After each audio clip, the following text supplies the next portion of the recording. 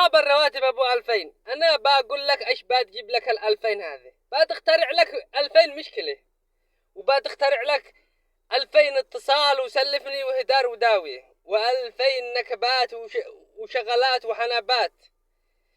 2000 هذه يا حبيبي فيها البركة، اقسم بالله إن فيها البركة، إنك تأكل عيالك ما يمرضوش عليك، لأني من عرق جنب وما تجي بعد تعب.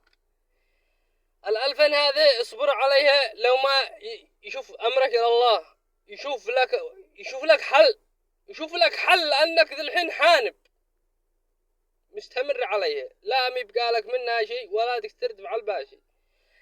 2000 هذه يشوف وضعها الله لك، ويجعل الله فيها الخير لك والجهالة، وبإذن واحد أحد إنه بتفرج وبيسخر لك الله، وبتتعوض كل هذا الرواتب اللي مشيت وكلها ضيعتها، انك متضيعها ما يبقى معنك ولا حاجة، ما يبقى لك شلوك الجن 500 للبيت